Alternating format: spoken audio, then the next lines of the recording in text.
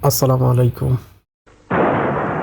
বাংলাদেশের মুক্তিযুদ্ধের ইতিহাসে সবচেয়ে বিতর্কিত অধ্যায় স্বাধীনতার প্রকৃত ঘোষক কে, যা কয়েক দশক ধরে ধূম্রজাল তৈরি করে রেখেছে আমাদের পাঠ্যপুস্তক এবং মিডিয়াগুলো কি আমাদের শুধু ধোঁকাই দিয়েছে? এই ডকুমেন্টারিতে আমরা একেবারে নিরপেক্ষ অবস্থান থেকে সঠিক ইতিহাস জানার চেষ্টা করব।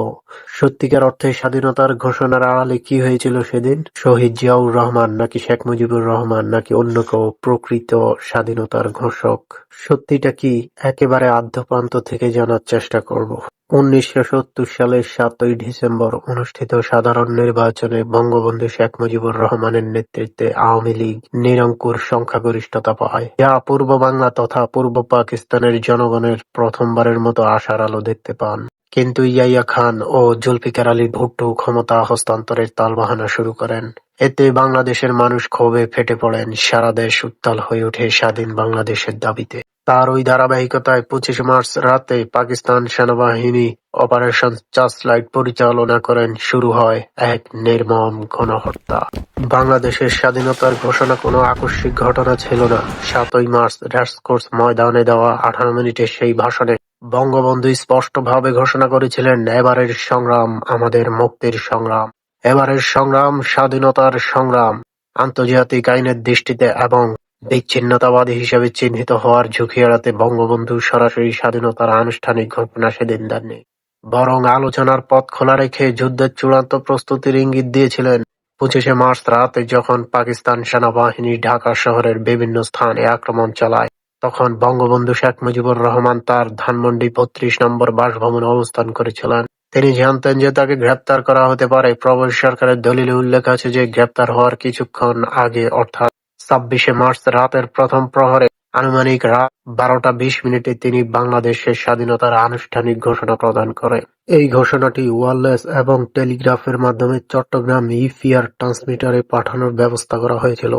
ঘোষণাটি ছিল, এটাই হয়তো আমার শেষ বার্তা, আজ থেকে বাংলাদেশ স্বাধীন। আমি বাংলাদেশের মানুষকে আহ্বান জানাই, আপনারা যে যেখানে আছেন এবং যার যা কিছু আছে তা নিয়ে দখলদার সেনাবাহিনীর বিরুদ্ধে শেষ পর্যন্ত প্রতিরোধ গড়ে তুলুন। আমাদের জয় নিশ্চিত। পরবর্তীতে এই ঘোষণাটি চট্টগ্রাম ওয়্যারলেস স্টেশন হয়ে সারা দেশে ছড়িয়ে পড়ে এবং আওয়ামী লীগ নেতারা তা মাইকিং করে প্রচার শুরু করেন। ২৫ মার্চ মধ্যরাতের ঘোষণাটি চট্টগ্রামে পৌঁছানোর পর ২৬ মার্চ দুপুর ২টা ৩০ মিনিটের দিকে আওয়ামী লীগ নেতা এম এ হান্নান কালুরঘাট বেতার কেন্দ্র থেকে প্রথমবার এটি পাঠ করেন। এম এ হান্নান ছিলেন চট্টগ্রাম জেলা আওয়ামী লীগের তৎকালীন সাধারণ সম্পাদক। তিনি বঙ্গবন্ধুর পক্ষ থেকে স্বাধীনতার ঘোষণাটি পাঠ করে শোনান। তবে যুদ্ধকালীন পরিস্থিতির কারণে এবং বেতারের প্রচার ক্ষমতা সীমিত থাকায় সেই সময় সাধারণ মানুষের একটি বড় অংশ এই ঘোষণাটি শুনতে পাননি। মেজর জিয়াউর রহমানের ঘোষণা। ২৭ মার্চ ১৯৭১ সালে বাংলাদেশের স্বাধীনতার ইতিহাসে একটি অত্যন্ত তাৎপর্যপূর্ণ দিন।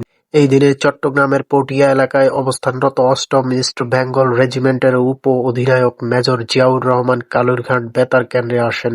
বেতার কর্মীদের অনুরোধে তিনি স্বাধীনতার ঘোষণা পাঠ করতে সম্মত হন, যাতে করে জনগণের মধ্যে এবং বিশেষ করে বাঙালি সশস্ত্র বাহিনীর মধ্যে যুদ্ধের নৈতিক মনোবল বৃদ্ধি পায়। মেজর জিয়াউর রহমান মোট ৩বার ঘোষণা পাঠ করেছিলেন বলে বিভিন্ন ঐতিহাসিক সূত্র থেকে জানা যায়। প্রথম ঘোষণায় তিনি নিজেকে অস্থায়ী রাষ্ট্রপ্রধান বা লিবারেশন আর্মির প্রধান হিসেবে ঘোষণা করেছিলেন। এই ঘোষণাটি আন্তর্জাতিক গণমাধ্যমে বেশ আলোড়ন সৃষ্টি করে।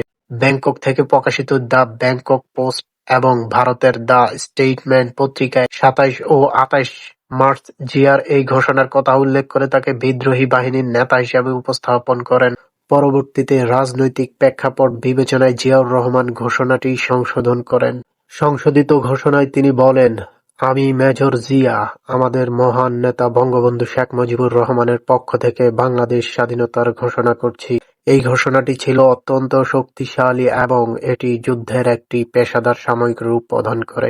সাধারণ মানুষ যখন দেখল একজন বাঙালি মেজর বিদ্রোহ করছেন এবং যুদ্ধের ঘোষণা দিচ্ছেন, তখন তাদের মধ্যে জয়ের বিশ্বাস দৃঢ় হয়। জিয়ার ঘোষণাটি জাপানি জাহাজ থেকে প্রেরিত সিগন্যালের মাধ্যমে অস্ট্রেলিয়া ও লন্ডনের সংবাদ সংস্থাগুলো সংরক্ষণ করে এবং সারা বিশ্বে প্রচার করে। বহির্বিশ্ব মূলত বঙ্গবন্ধু শেখ মুজিবুর রহমানকেই আন্দোলনের মূল স্থপতি হিসেবে চিনত, কিন্তু যুদ্ধে সরাসরি ডিক্লারেশন এবং সশস্ত্র প্রতিরোধের খবরটি জিয়াউর রহমানের ঘোষণার মাধ্যমে বেশি প্রচার পেয়েছিল। মেজর হাফিজউদ্দিন আহমেদ বীর বিক্রম তাঁর রক্তস্নান ৭১ বইয়ে এবং বিভিন্ন সাক্ষাৎকারে উল্লেখ করেছেন যে ২৫শে মার্চ রাতে পাকিস্তান বাহিনীর আক্রমণের পর বাঙালি সৈন্যরা দিশেহারা হয়ে পড়েছিল। তিনি জিয়াউর রহমানের ২৭ মার্চের ঘোষণার গুরুত্ব বর্ণনা করতে গিয়ে তিনি বলেন, সেই মুহূর্তে একজন সামরিক অফিসারের কণ্ঠস্বর শোনা ছিল অত্যন্ত প্রয়োজনীয়। হাফিজউদ্দিনের মতে, আওয়ামী লীগের রাজনৈতিক নেতৃত্ব যুদ্ধের জন্য সঠিক প্রস্তুতি নিয়েছিলেন কিনা তা নিয়ে প্রশ্ন তোলা যেতে পারে, কারণ অনেক নেতা ২৫শে মার্চের পর আত্মগোপনে চলে গিয়েছিলেন বা ভারতে পাড়ি জমিয়েছিলেন।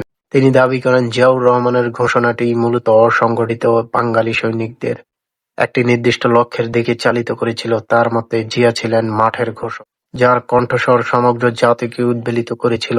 মতিউর রহমান রেন্টু তার লেখা আমার ফাঁসি চাই বইয়ে দাবি করেন যে বঙ্গবন্ধু শেখ মুজিবুর রহমান পাকিস্তান ও ভারত উভয় পক্ষের সাথেই লিয়াজু বজায় রাখার চেষ্টা করেছিলেন এবং তার স্বাধীনতার ঘোষণার বিষয়টি নিয়ে অনেক অস্পষ্টতা রয়েছে। মতিউর রহমান রেন্টু ছিলেন শেখ হাসিনার দীর্ঘদিনের ব্যক্তিগত সহকারী। তার বইটি আওয়ামী লীগ সরকারের আমলে নিষিদ্ধ করা হয়েছিল। রেন্টু আরও উল্লেখ করেন যে আওয়ামী লীগ জিয়ার অবদানকে মুছে ফেলার জন্য বিভিন্ন ষড়যন্ত্র করেছে, যদিও এই বইটি ঐতিহাসিক নির্ভরযোগ্যতা নিয়ে প্রশ্ন আছে এবং লেখককে শেখ হাসিনার পরিবারের প্রতি ব্যক্তিগত ক্ষোভ থেকে এটি লিখেছেন বলে মনে করা হয়। স্বাধীনতার ঘোষণাটি ছিল একটি বহুমাত্রিক প্রক্রিয়া। বঙ্গবন্ধু শেখ মুজিবুর রহমান ছিলেন স্বাধীনতার মূল স্থপতি, যার নির্দেশ ও ম্যান্ডেটে আন্দোলন পরিচালিত হয়েছিল। অন্যদিকে মেজর জিয়াউর রহমান ছিলেন সেই ঘোষণার একজন অত্যন্ত প্রভাবশালী ঘোষক, যার সাময়িক পরিচিতি ঘোষণাটিকে একটি যুদ্ধের রূপ দিয়েছিলেন। মুক্তিযুদ্ধের উপ-অধিনায়ক এ কে খন্দকার তার ১৯৭১ ভেতরে বাইরে বইয়ে উল্লেখ করেন যে জিয়াউর রহমান প্রথম নিজেকে রাষ্ট্রপতি হিসেবে ঘোষণা করলেও পরে তা সংশোধন করেন। এটি প্রমাণ করে যে জিয়া নিজেও শেখ মুজিবুর রহমানের নেতৃত্বকে স্বীকার করেই যুদ্ধ শুরু করেছিলেন। সুতরাং জিয়াউর রহমানকে ঘোষক হিসেবে সম্মান দেওয়া এবং শেখ মুজিবুর রহমানকে আসল ঘোষক বা স্বাধীনতার মূল প্রবক্তা হিসেবে শ্রদ্ধা করা, এই দুইয়ের মধ্যে কোনো মৌলিক দ্বন্দ্ব থাকার কথা নয়, যদি না সেটিকে রাজনৈতিক স্বার্থে ব্যবহার করা হয়। বাংলাদেশের স্বাধীনতার এই ইতিহাসে কোনো ব্যক্তি বিশেষের কৃতিত্বের চেয়েও বেশি গুরুত্বপূর্ণ হলো সেই ৭ কোটি মানুষের আত্মত্যাগ, যারা এই ঘোষণার আহ্বানে সাড়া দিয়ে জীবন দিয়েছিলেন। শেখ মুজিবুর রহমান এবং জিয়াউর রহমান উভয়ের ইতিহাসে ভিন্ন ভিন্ন ধাপে নিজেদের দায়িত্ব পালন করেছেন। একজন রাজনৈতিক নেতৃত্ব ও অন্যজনের সাময়িক সাহস, এই দুইয়ের সমন্বয়ে অর্জিত হয়েছিল আমাদের মহান স্বাধীনতা।